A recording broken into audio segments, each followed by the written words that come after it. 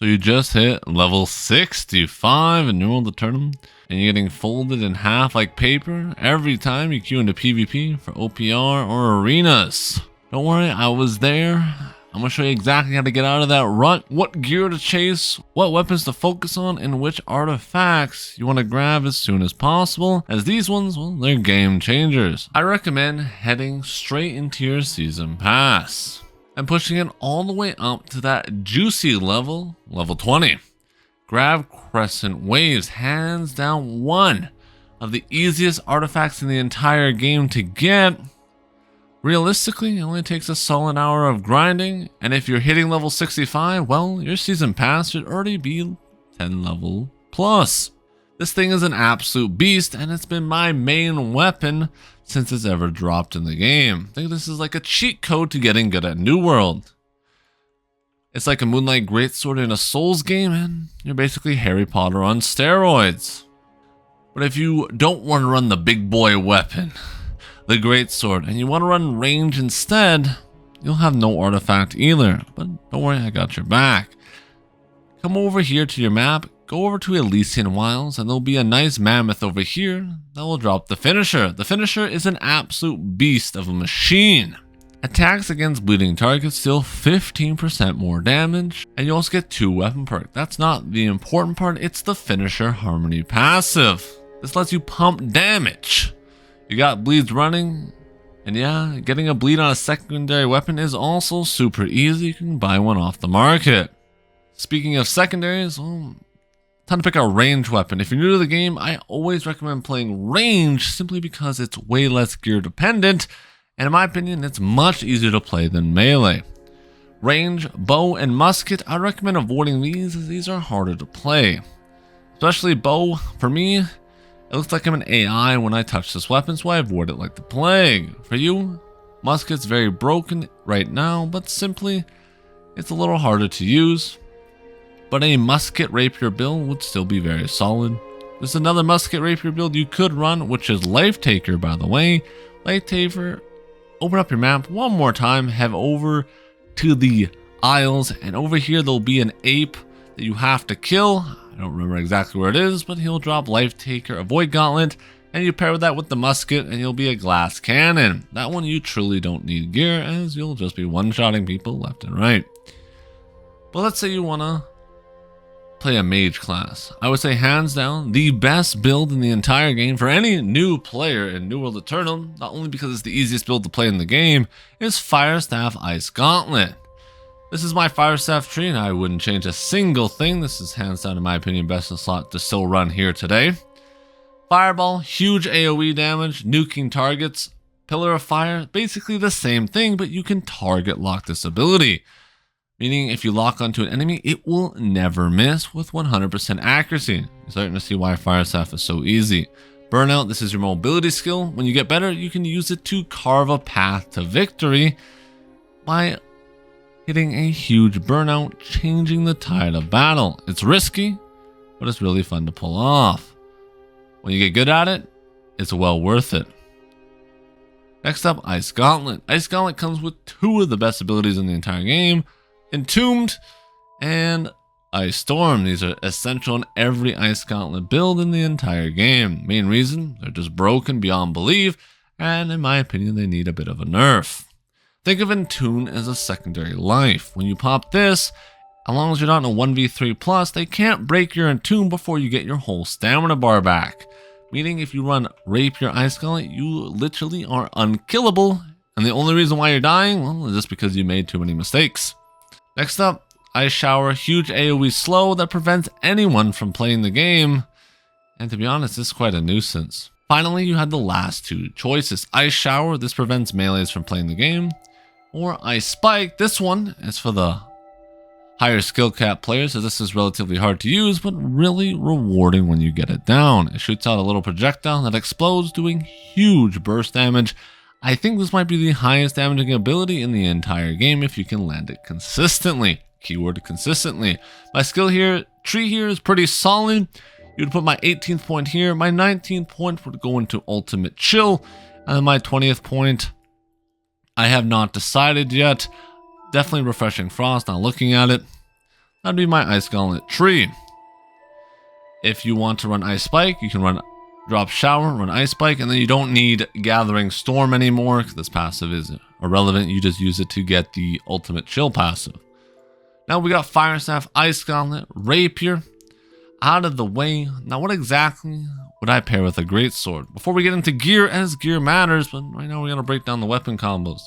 For greatsword, I recommend hatchet. This is my hatchet tree. I have a build on my YouTube channel if you're interested into that. And the reason why I recommend hatchet is it's very simple and easy to use. You have one job: kill the enemy. Hatchet does that very well. Pop social for distance, raging torrent for burst damage, and berserk for even more damage. That stonks going up, making this a very incredibly easy weapon to pick up and allowing you to dominate the battlefield if your enemy ever stamps themselves. Now we got combos out of the way for the beginners. How about gear? What exactly should we be looking for? What artifacts should we be grinding for if we have the chance? For jewelry, it doesn't really matter. There's no good jewelry artifact that's S tier.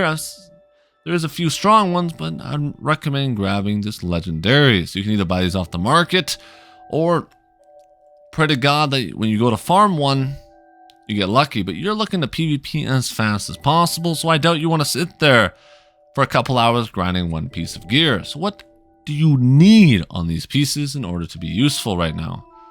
Well, life ring, divines, and health is essential for every PvP build. Health, think of that as an extra mistake you can make, and divines is just more healing from potions and other things you'll be getting on the battlefield. Tricky empowered is nice, but you don't need it. It's kind of like the cherry on top. For your ring, hardy and a damaging perk here I would say is essential for your builds. This gives you flat out more damage. If you're a split build, let's say like fire and ice, you would want to go for invigorating punishment, as that allows you just to deal more damage with your abilities. And a mage player, well, they love abilities. How about for earring? Earring, refreshing toast is hands down the most important one. After that, it's definitely pass up on the next most important perk. As long as you got this one, you're locked in for days. Now, heart rune. You don't have a heart rune yet? That's a big problem. This is one of the easiest things to grab in the entire game. Let me break it down where you should grab the heart rune. And this one will be 100% useful in Season 10. Go over to Reekwater, head over to Lazarus, and do this dungeon. All you have to do is kill the final boss. It doesn't even have to be mutated, and you'll have the strongest heart rune in the entire game, and possibly next patch as well. Now let's break down armor and weapons, where to get them, and what perks you got to focus on in terms of order of importance. For every early game build, I recommend tumbler feet wraps. This drops from OPR caches and should not take you more than 5 tries. Hit activities, click OPR rush, and bam, you're in. You're locked in. 5 runs and you should have these beautiful boots on your character. These are best to slot for a vast majority of medium builds in the entire game, and they're still very strong and light. If you don't want to get tumbler feet wraps and you're a light little goblin, I recommend farming featherweight. This thing right here is best in slot for a lot of light builds, as this thing is weightless, meaning you can pair 2 heavy pieces with it, giving you the most overall resistances in light equipment load, and that one's extremely easy to farm and soloable. All you have to do is head over here to Fungal Ridge. There'll be a bird sitting on top of the peak. Give it some bird seed, then send it to Valhalla. Now that we got our armor artifacts for the vast majority of builds in the entire game, don't worry, I'm a nice guy. I'll tell you where to get heavy. Heavy is Void Darkplate, which comes from Black Barnacles, but this one has to be mutated. So if it's not your week, you could be waiting up to a month. So we want to avoid that stuff right now. We want to get gear as fast as possible. Next up, gear. Enchanted Ward is hands down the most important perk in the entire game to grab. This thing is basically a little shield that covers your character from all the little mistakes you're going to be making. You want this on all your gear, as this is just free damage reduction. After that, you want Shirking Heals. Shirking Heals is massive for overall survivability, as dodging an attack, you heal for 250 health. Side note, this is not good for heavy, but very broken in medium and light. Where do you get that? Well, you gotta go to the market and type it in. Click add perk, type in enchanted, hit Enchanted Ward, then hit apply. You can search the gear score range. 650 is the lowest or the highest I would go. As you get closer to 700 or 725, they get quite a bit more expensive. So we're not Jeff Bezos here, we're poor. So just click on whatever pieces you need and sort through. Usually you can get quite a few good deals for a fraction of the price. Look at this one. Medium headwear, enchanted / conditioning and vigor. That's an extremely strong piece for a measly cost of 100 gold. This is probably either a new player or the fact that we're getting season 10 coming. That's why it's selling for so cheap. But this thing is very good. Vigor is, I would say, the third most important perk for any PvP build, as bleeds, poisons, well, they're very prevalent in the game right now, and reducing that by 22% is huge for your overall survivability. Plus it comes with / conditioning, which is always very nice. And I would just scroll down on each portion here and look for solid good 2 perks. Vigorating is also nice as well, as this one reduces weakens, diseases, exhaust, and rends by 15%. These two I would say go hand to hand in terms of survivability. But I would probably put the edge slightly over to invigorated, as weakens and rends can be more detrimental to your health bar, and they're more prevalent in the game than diseases. And I would just do that for each piece. I wouldn't spend more than 2 to 3k, but if you do that for all your pieces, your build should cost you less than 20,000 gold in total for some solid 2 perkers, and that's really all you need in PvP. I'm still running a 2 perker on my helmet. My chest is really good. My gloves here are technically 2 perkers as well. My Frigid Dawn here is 3 perks, and my Tumblers is best in slot. That's the same for all my jewelry, but as you can see, I still can play fine in PvP with 2 pieces of my gear still being relatively mid. But what about weapons? Weapons, in my opinion, are much more important than your armor pieces or your jewelry pieces, as these things, well, they matter so much more for perks. So this is the one piece I would actually recommend going out and farming for your pieces of gear. This will take you a few hours, or you can look on the marketplace, but you generally won't find a good 3 perker on the marketplace for a good deal. But you can settle for a 2 perk if you're just trying to get into PvP as fast as humanly possible. A couple really good items to farm is generally the corrupted set. This is what I run for my spear. Life ring is also really good, as it can drop the amulet that I'm running or the wood grain earring as well. These things are very good, and I would highly recommend picking them up. So how do we make gold to fund our little operation here? What are the fastest way to make money that require the least amount of effort? Well, if you don't have money, well, you can't really play the market yet.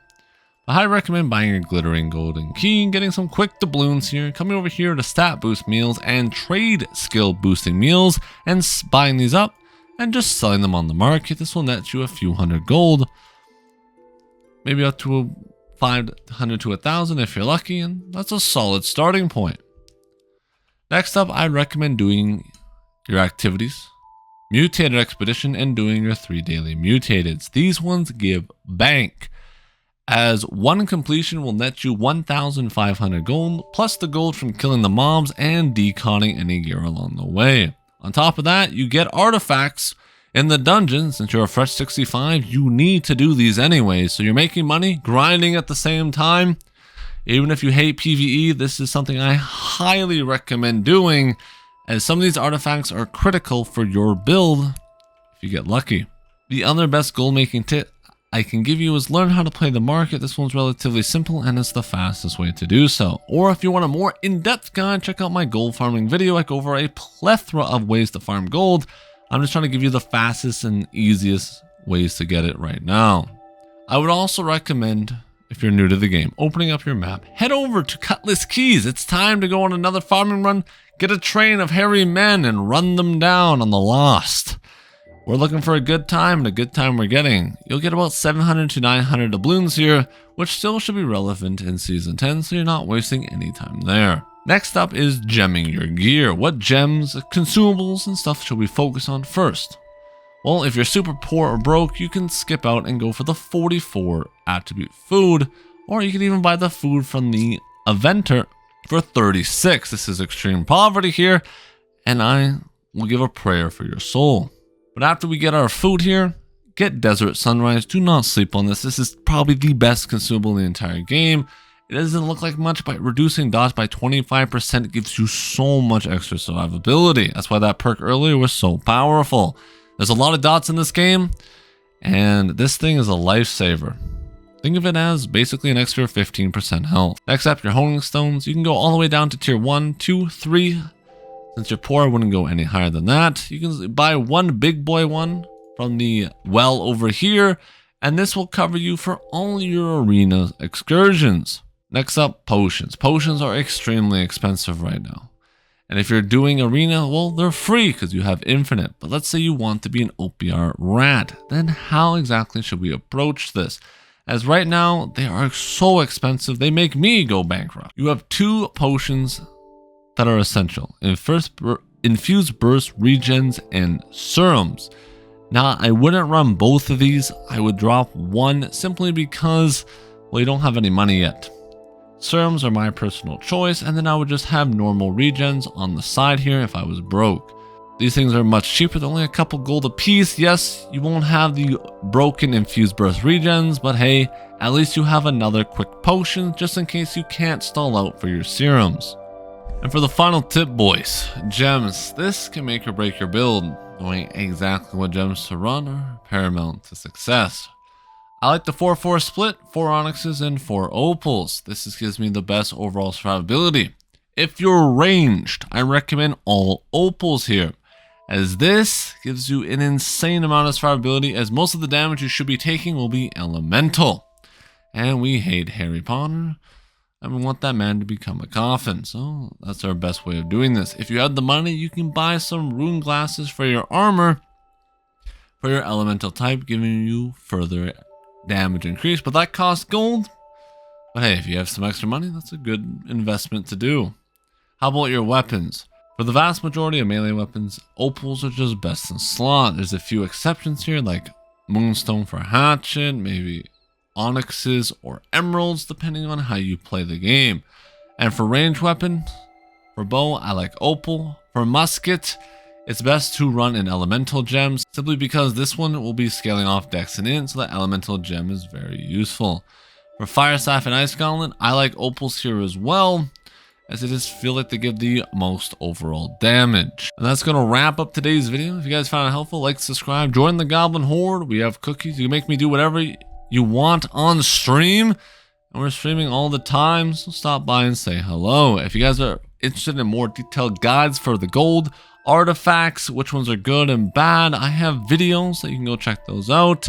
I go into way more detail. I just want to give a quick guide to all the players who are hitting 65, want to get into PvP and are getting absolutely cooked.